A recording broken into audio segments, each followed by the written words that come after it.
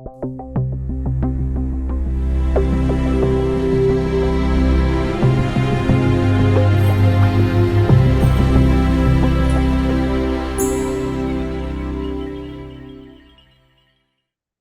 empezamos con el primero de los así llamados grandes profetas, que son Isaías, Jeremías, Ezequiel y Daniel. Se llaman grandes profetas porque por extensión, no de capítulos, sino por el contenido, son los que más extensión tienen de los libros proféticos, lo que nosotros llamamos libros proféticos en nuestra Biblia. Por lo tanto, empezamos con Isaías. Isaías es el primero que viene en esta lista, un libro extraordinario en muchos sentidos. Algunos lo han llamado una Biblia en miniatura. ¿Por qué? Bueno, porque tiene 66 capítulos de la misma manera como la Biblia tiene 66 libros. Otros lo han llamado el quinto evangelio. Y es cierto porque posiblemente ninguno de los profetas del Antiguo Testamento tenemos tanto material profético en cuanto a la venida del Mesías como en el libro de Isaías. Un libro extraordinario en este sentido. El libro lleva el nombre del profeta cuyos oráculos y cuyo ministerio recoge. Isaías en hebreo significa el Señor salva, lo cual encaja muy bien con el mensaje central del profeta. Esto es su tema, la venida del Mesías y la salvación. Y en este sentido, él nos pinta prácticamente cualquier momento del ministerio del Señor Jesucristo con unos detalles que realmente son absolutamente sorprendentes y nos dejan atónitos. Sin ir más lejos, hablamos del capítulo 53, donde se nos describe los sufrimientos, la muerte del Mesías, con detalles como si estuviéramos hablando de un testigo ocular. Isaías era un aristócrata de nacimiento, está relacionado con la casa real de Judá, y esto se nota no solamente en lo que nos dice la tradición judía, que queda registrado en el Talmud, que, bueno, por cierto, tampoco los judíos lo consideran un libro inspirado y los cristianos tampoco, pero nos facilita alguna que otra información y según la tradición judía, Isaías estaba relacionada con la casa real de Judá.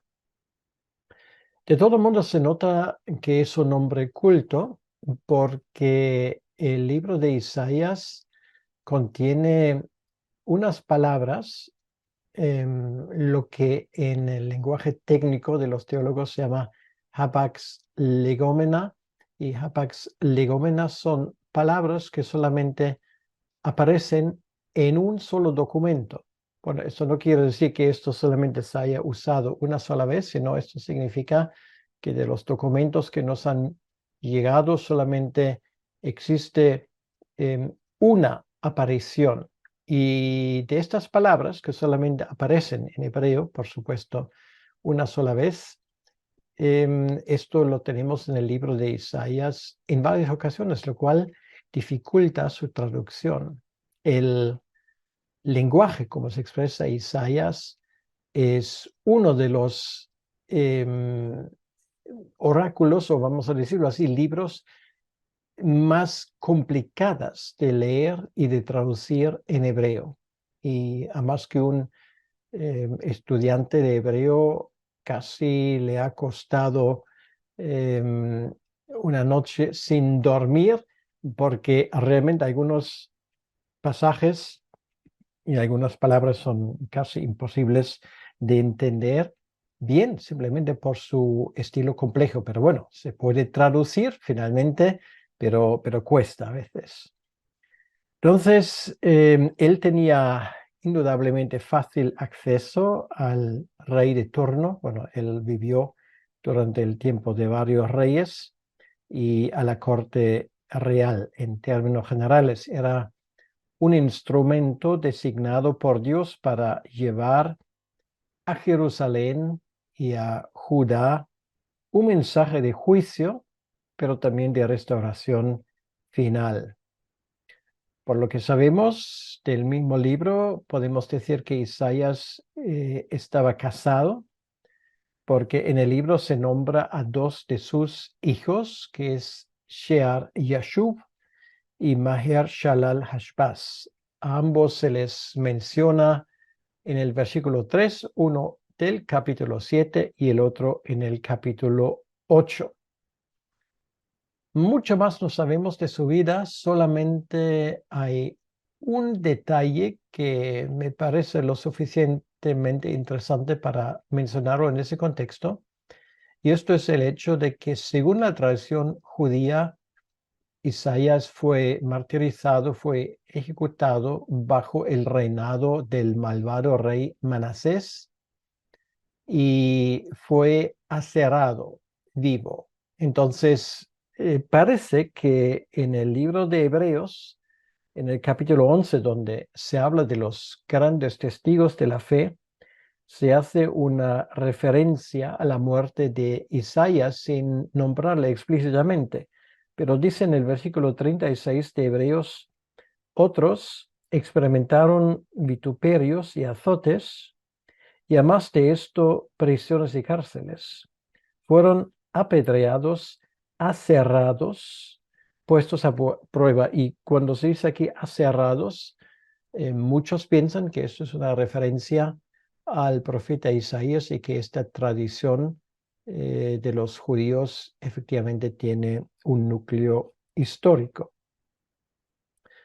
Cuando hablamos de la fecha y de la ocasión de su propio ministerio, bueno, podemos echar un vistazo a la tabla y nos damos cuenta que es uno de los profetas que lleva a cabo su ministerio en un tiempo más bien temprano. Isaías ejerció su ministerio durante más de 40 años, desde el año 740 hasta incluso un poco después del año 701, y estaba ministrando bajo el reinado de 4 reyes que eran Uzías, Jotam, Acaz y Ezequías. Y ahí tenemos un poco un problema porque es bastante complejo de datar el reinado de Ezequías, y esto también nos cuesta poner un punto final exacto al reino de o al ministerio de Isaías. Si lo miramos, podemos decir que el rey Uzías presidió un largo periodo de paz y estabilidad. Durante su reinado, Egipto estaba afligido por luchas internas y Asiria se preocupaba por asegurar su frontera septentrional. Y estas condiciones dejaron a Usías libre para ocuparse de sus asuntos en paz, lo cual le permitió a él y a los reinos, al reino del norte, recuperar su territorio perdido. Y al final del reino de Uzías, ambos reinos habían recuperado prácticamente todo el territorio perdido en épocas anteriores. Sin embargo, en el momento de la muerte de Uzías, del llamamiento del profeta Isaías, que se describe en el capítulo 6, los nubarones se cernían ya en el norte con el ascenso de Tiglat-Pileser el tercero como rey de Asiria. Ahora, durante el reinado de Jotam, se desató una guerra entre Judá y el reino del norte, Israel, podríamos llamarlo una guerra civil, y además estaba implicado allí Siria. Algunos lo llaman la guerra siro-efraimita, que duró desde los años 734 hasta el año 732. Y el trasfondo de esa época de tremenda devastación lo tenemos en los capítulos de Isaías 7 al 9. En esta guerra, Acaz, el rey de Judá, se enfrentó a una coalición, como acabo de decir, de fuerzas liderada por Peca, el rey de Israel, y Rezín, el rey de Aram o de Siria. Aram y Siria son sinónimos. Acaz respondió con miedo, incredulidad e incluso rechaza la señal de Dios de que Dios le iba a ayudar. Intentó encontrar una solución política pidiendo ayuda precisamente a los asirios. Y eso es cierto, los asirios vinieron y en ese año 732 ocupan y destruyen la ciudad de Damasco, la ciudad capital de Siria o de Aram. Y luego, 10 años más tarde, le toca el turno a Samaria, la capital del reino del norte. Durante el reinado de Ezequías, Judá y varias otras naciones lucharon contra Asiria, el poder que está a punto de, o que ya lleva un tiempo saliendo y que supuso una amenaza inmediata contra Judá. Y la respuesta del rey de Asiria, que era Sennacherib, fue la devastación de la zona del campo que estaba alrededor de Jerusalén. No fue capaz de conquistar la ciudad, pero a diferencia del rey Acaz, Ezequías confió en el Señor y finalmente la ciudad fue liberada. Bueno, el relato de ese acontecimiento lo tenemos en el capítulo 37. Pero los problemas internos de Judá se agravaron y también los peligros externos. Había un problema con el culto de la gente. Es un problema que tanto en Judá como en Israel era un problema importante. La gente formalmente cumplió con su deber de adoración. Bueno, en el norte no tanto, pero en el sur sí. Tenían el templo, pero realmente su corazón estaba lejos de Dios. Y esto es algo que Isaías lo nota, y de parte de Dios tiene mensajes contra ese tipo de hipocresía. El arremete contra los dirigentes, por ejemplo, en el capítulo 1, versículos 10 a 15, él les critica por su hipocresía, su avaricia, su autocomplacencia y su cinismo. Mientras que los ricos prosperaban, los pobres estaban cada vez más oprimidos y la prosperidad había carcomido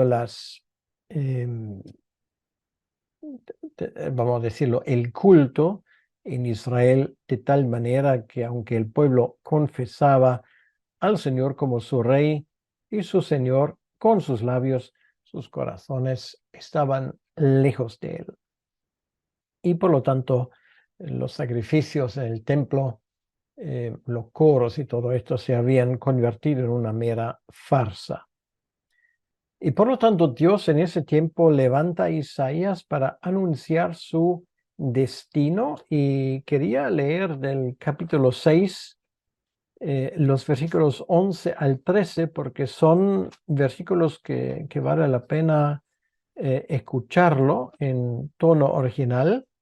Isaías capítulo 6 y los versículos 11 al 13 dice así: y yo Dije, ¿hasta cuándo, Señor? Y respondió él, hasta que las ciudades estén asoladas y sin morador y no haya hombre en las casas y la tierra esté hecha un desierto, hasta que Yahvé haya echado lejos a los hombres y multiplicado los lugares abandonados en medio de la tierra. Son palabras muy duras que Isaías aquí tiene.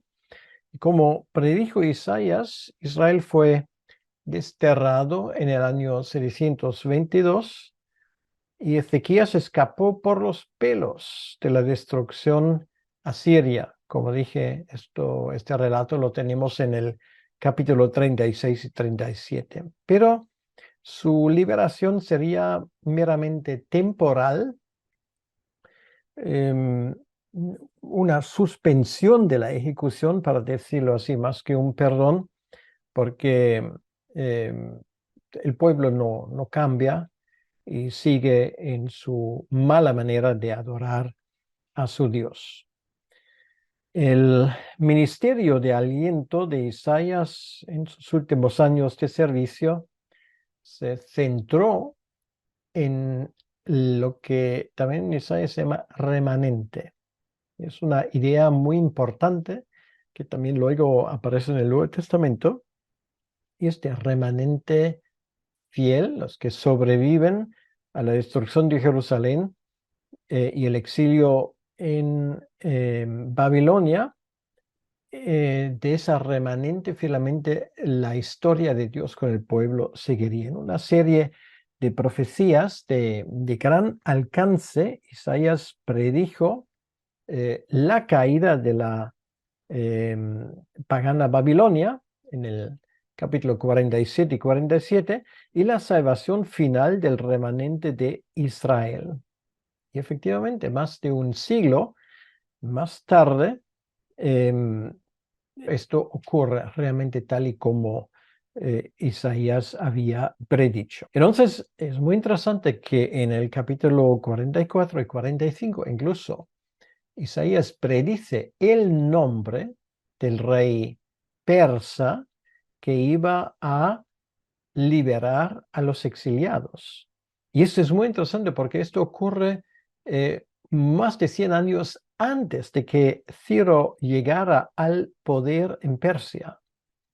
Es una de las profecías más extraordinarias de toda la Biblia. No solamente se anuncia, digamos, la llegada de un rey, sino se dice incluso cómo se iba a llamar ese rey. Entonces el profeta insta al remanente, obviamente lo hace proféticamente, porque cuando Isaías dice estas cosas, Israel y Judá están aún en sus países, ¿no? Porque eso es un mensaje que sí iba a cobrar un significado siglos más tarde. Entonces el profeta insta al remanente a huir de Babilonia cuando se les presentara la oportunidad. Lo que ocurre es que cuando llegó el momento de salir de Babilonia, pues muchos de los exiliados no querían. Además, Isaías desafía al pueblo a renovar su lealtad con el Señor. Cuando finalmente regresan a su tierra de origen, y les insta a evitar de nuevo caer en la idolatría. Ahora, aparte de eso y más allá del futuro acto de salvación, Isaías predijo la llegada de un siervo y un salvador mucho mayor que Ciro. Y este siervo anónimo cumpliría el destino original de Israel, llevando la justicia a las naciones y convirtiéndose en luz para los gentiles. Pues el Nuevo Testamento identifica a este siervo con Jesucristo, el verdadero Israel y el Señor encarnado. Todo esto lo tenemos en esta magnífica profecía de Isaías, y estamos realmente impresionados por la exactitud de sus palabras. Ahora, vamos a hablar un poco de las características literarias de la profecía de Isaías. La composición de Isaías es similar a la de los demás profetas escritores, con una mezcla de oráculos, actos simbólicos y episodios de la vida del profeta entretejidos para transmitir un mensaje de juicio y salvación para el pueblo de Dios. Esto es algo que tenemos en diferentes profetas. En el caso de Isaías es algo que también nos llama la atención. Al igual que otros profetas, Isaías cuenta con un destacado relato de su propia llamada. Esto lo tenemos en el capítulo 6, que autentifica de cierta manera su propio ministerio y su propia experiencia. Si comparamos Isaías capítulo 6 con la historia de la llamada de Moisés, nos damos cuenta que tiene muchos paralelismos. Y esto demuestra que Isaías es uno de los profetas como Moisés, que fueron prometidos en Deuteronomio 18:18. Ahora, es muy fácil de estructurar el libro de Isaías. Básicamente tiene tres partes. La primera parte que va hasta el capítulo 39, que son mensajes concretos que terminan con un relato histórico de los tiempos del profeta Ezequías. Luego hay una segunda parte que va desde los capítulos 40 hasta el capítulo 48. Estos son mensajes para los exiliados. Y luego hay una última parte hasta el capítulo 66 y esa parte sería un mensaje que va mucho más allá y nos habla de la realidad del tiempo del Evangelio. Entonces, la segunda parte, como la primera, comienzan con una visión de la corte celestial. Isaías escucha que Dios envía mensajeros para anunciar que el castigo de Israel, de Judá, ha sido satisfecho y que este tiempo ahora está llegando a su final. En contraste con los dioses de las naciones, que son ídolos de madera y de piedra, que no ven ni hablan, no pueden afectar a la historia, el Señor, según el mensaje de Isaías, es soberano incluso sobre acontecimientos futuros lejanos. Es una de las cosas que aprendemos de todos los profetas, y esto es que realmente nos enseñan una cosa que cabe también recordar en nuestros tiempos, que nuestro Dios es soberano en la historia. Entonces, la visión de Isaías de la venida del reino de Dios abarca los avisos antes del exilio, el exilio, incluso el tiempo después del exilio. Y luego incluye también la vida y el ministerio de nuestro Señor Jesucristo. Ahora, una vez más lo digo, Isaías es un predicador dotado, extraordinario, con una forma de expresión que es fuera de serie, y a través de su imaginación poética y su estilo retórico, él expone lo que él considera una locura, que es confiar en las estructuras humanas para salvar a su nación, dejando de lado a Dios.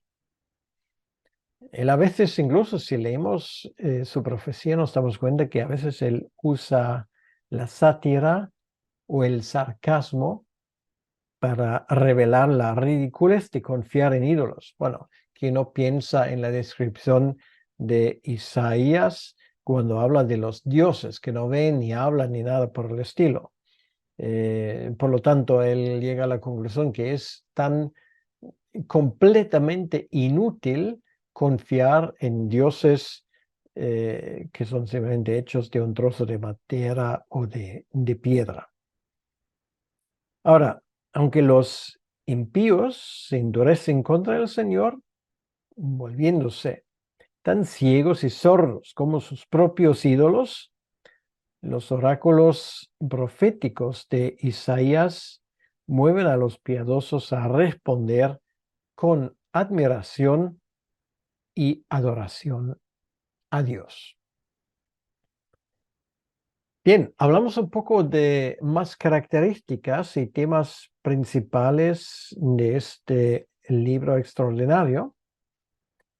Isaías sirvió a Dios en el papel que podríamos llamarlo como fiscal de Estado, en ese caso del Estado de Dios, o sea, fiscal de Dios.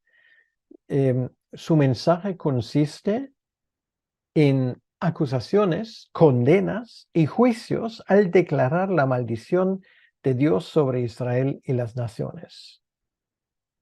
El relato autobiográfico de Isaías sobre su llamada a convertirse en mensajero de la corte celestial del Señor lo tenemos en el capítulo 6 y es una visión casi única en la Biblia que pone de manifiesto la santidad y la soberanía absoluta de Dios. Este Dios debe exigir justicia y rectitud a su pueblo. Ahora, cuando Isaías fue llamado a representar la corte celestial en la corte terrenal de Jerusalén, descubrió con gran consternación que Dios no lo enviaba para salvar a Israel y Judá, sino para endurecer sus corazones impenitentes. Y esto es algo que muchas veces nos escapa. O sea, Dios usa a Israel no para que Isaías viese el fruto de su predicación y viese un pueblo arrepentido y dispuesto a obedecer, sino la idea es que la gente no le va a escuchar. Me gustaría leer del capítulo 6 de Isaías los versículos 9 y 10. Y dice lo siguiente: los ladrillos cayeron, pero edificaremos de cantería. Cortaron los cabrahigos, pero en su lugar pondremos cedros. Pero Yahvé levantará los enemigos de Rezín contra él y juntará a sus enemigos. Entonces, nos damos cuenta que realmente el mensaje de Isaías para poco sirve. Y ahora, capítulo 6, versículo 9 y 10. Dice, y dijo el Señor, anda, y di a este pueblo, oíd bien, y no entendáis, ved, por cierto, mas no comprendáis. Engruesa el corazón de este pueblo y acrava sus oídos y ciega sus ojos, para que no vea con sus ojos, ni oiga con sus oídos, ni su corazón entienda, ni se convierta y haya para él sanidad. Bueno, esto es un versículo que en el Nuevo Testamento se menciona varias veces en cuanto a los judíos. Aparte de los evangelios, lo tenemos, por ejemplo, en Hechos capítulo 28, así casi termina el libro de los Hechos con este versículo. Quiere decir, las palabras de Isaías más bien como testimonio de juicio. ¿Por qué? Bueno, porque el pueblo no iba a hacerle caso. Entonces, Isaías debía presentar al pueblo la queja del Señor de que eran infieles y que eran rebeldes. Esto lo vemos en muchas partes del libro, por ejemplo, capítulo 1, versículo 2 y 3, capítulo 31, versículo 1 al 3, capítulo 57, versículo 3 al 10. El pueblo de Dios se había vuelto como las naciones en su orgullo, sarcasmo y egoísmo, y habían perdido completamente la visión del reino de Dios, de justicia, de rectitud, de amor y de paz. Y habían intentado establecer su propio reino, por lo que inevitablemente se enfrentarían al juicio. El Señor, sin embargo, seguía empeñado en establecer un reino de justicia y de rectitud. La promesa de un rey mesiánico en los primeros capítulos se centra principalmente en su papel en la instauración de este nuevo reino. El siervo venidero de los capítulos 40 al 55 extenderá la luz prometida no solo al resto de Judá e Israel, sino también a las naciones. Ahora, también es cierto que el profeta aboga por la fe en medio de una generación perdida. Pide a los piadosos que busquen al Señor y que esperan el reino de Dios, que experimenten paz interior con Dios y que respondan con fe a los nuevos actos de redención de Dios. Al final, y ahí estamos otra vez con el tema del remanente, un remanente piadoso sobreviviría al juicio. Y esto nos lleva a la teología de Isaías, de su visión de la llamada. Isaías derivó su característica comprensión de Dios como un Dios majestuoso, un Dios santo, un Dios glorioso. Isaías vio al Señor que se elevaba majestuosamente sobre él, sentado en un trono elevado, de modo que las faldas de su manto llenaban el templo. Y el Señor, rodeado de serafines, ángeles, cuyo nombre significa los ardientes, y sus gritos de alabanza hacían temblar las jambas del templo y el humo llenaba el edificio. Este Dios también es santo y no es como los seres humanos con sus compromisos pecaminosos. El título preferido de Isaías para referirse a Dios es el Santo de Israel. Esto lo tenemos en varias partes.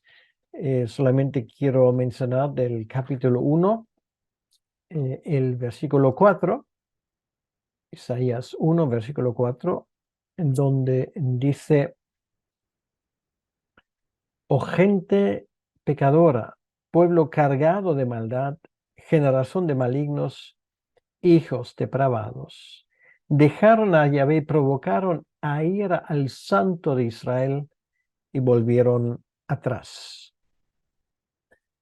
Esto es uno de los nombres que aparece, y sus caminos del Santo de Israel, de su Dios, no son los nuestros, y sus pensamientos son los nuestros.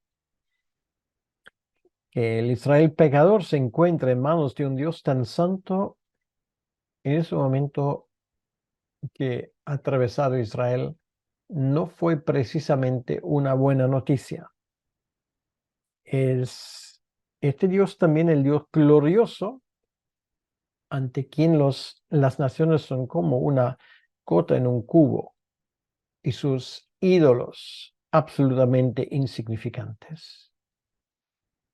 Isaías insiste una y otra vez que este Dios creó todas las cosas y gobierna sobre todas las cosas. Entonces es la soberanía divina, que es un tema muy importante en la cosmovisión del profeta Isaías. Y al final, todas las naciones llegarán a reconocer esta verdad. Se postrarán ante el único Dios verdadero, de modo que la tierra estará llena de su gloria, como la sala de trono divina en el cielo. Si miramos más allá del libro del profeta Isaías y hablamos un poco de Isaías en la historia más amplia de la Biblia, nos damos cuenta que los profetas del siglo VIII antes de Cristo, como Isaías, llamaron al pueblo de Dios al arrepentimiento, basándose en la alianza que Dios hizo con Moisés. Ellos declararon que las maldiciones enumeradas en ese pacto caerían inevitablemente sobre el pueblo si no se arrepentía. Esto es lo que Dios había claramente establecido en su ley. Pero si el pueblo respondía con arrepentimiento, entonces encontrarían al Señor esperándolos con los brazos abiertos para recibirle. En ese momento parece que había más esperanza de un verdadero retorno al Señor que en los profetas del siglo VI, porque más que uno se acerca a la gran catástrofe, que es la destrucción de Jerusalén, más parece que los profetas perdieron la esperanza de un auténtico avivamiento y de un auténtico arrepentimiento.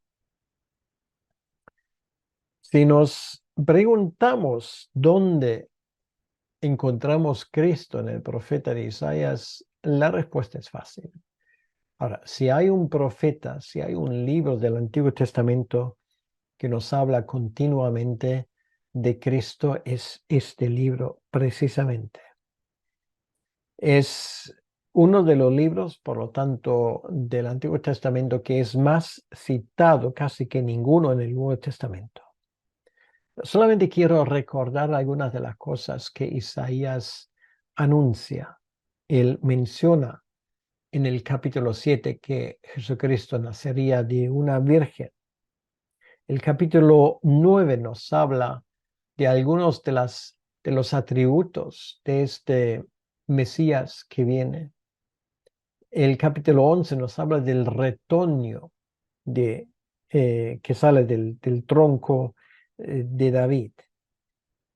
Tenemos en el libro de Isaías el famoso capítulo 53 que con todo lujo de detalle nos habla de la,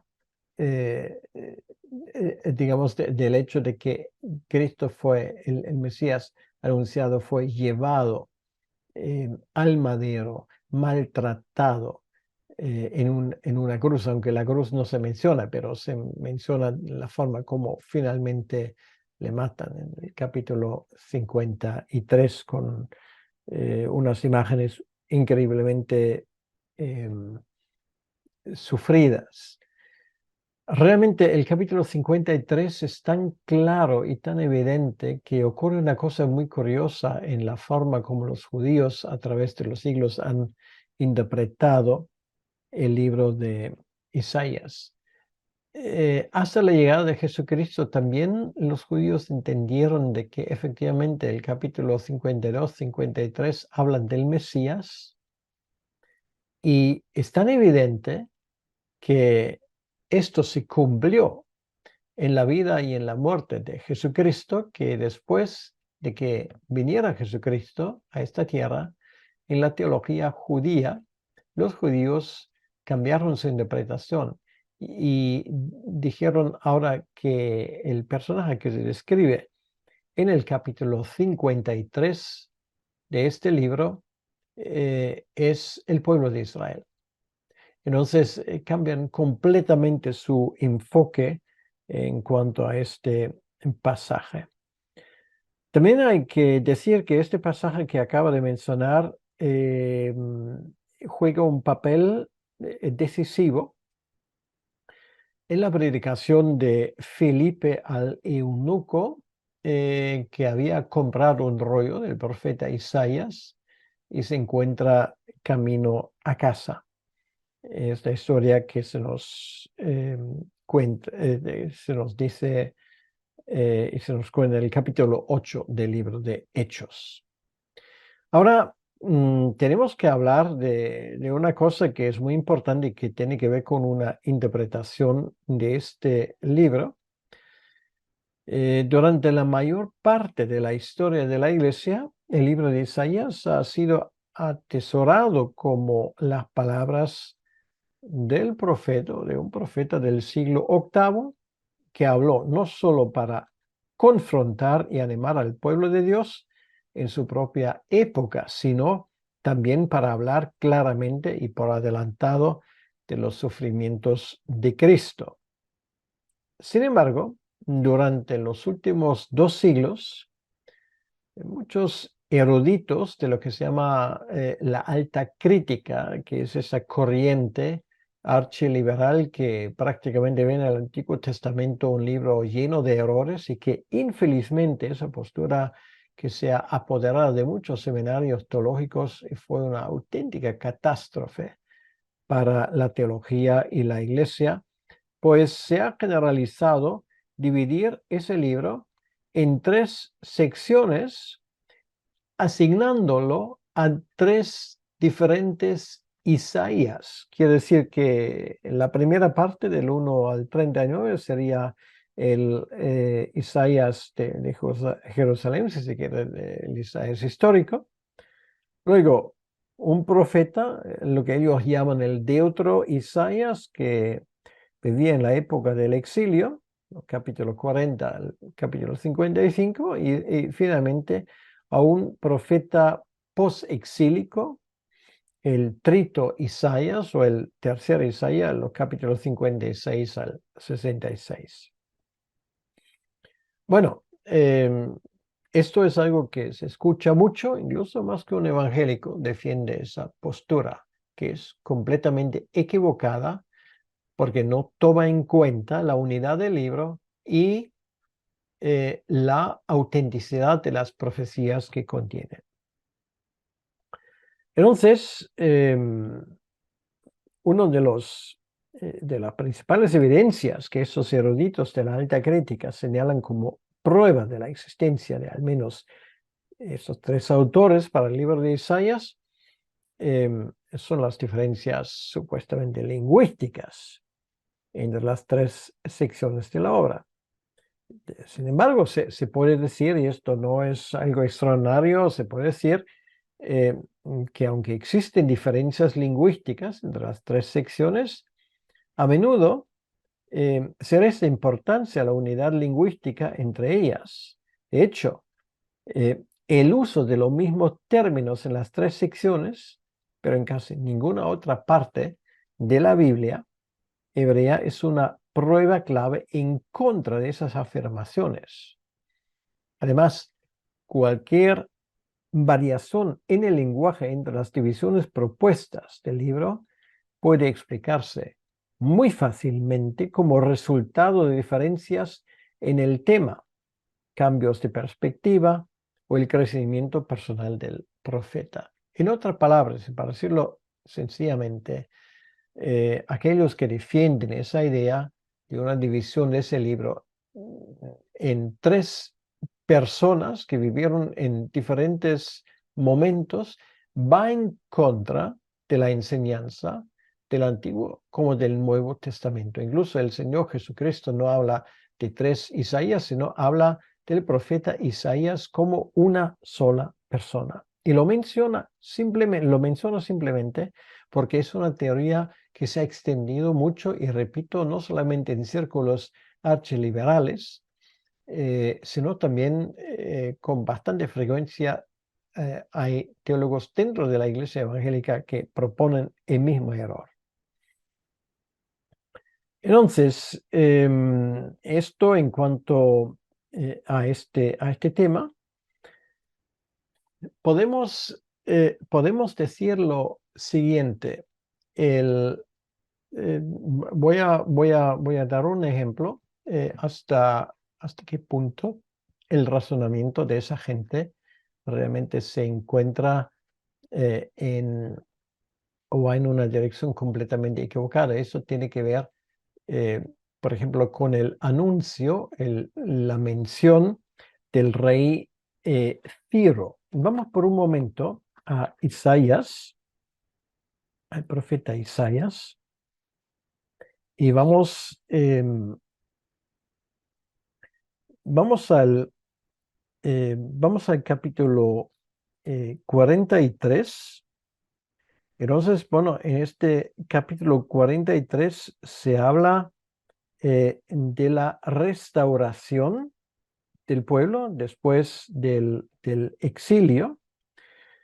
Y luego, en el capítulo 45, sin ir más lejos, dice lo siguiente, voy a citar, así dice Yahvé a su ungido, a Ciro, al cual tomé yo por su mano derecha para sujetar naciones delante de él y desatar lomos de reyes, para abrir delante de él puertas y las puertas no se cerrarán. Bien, aquí se menciona Ciro. Bueno, Ciro es el rey que en el año 539 decreta la liberación de los israelitas para que puedan volver a casa.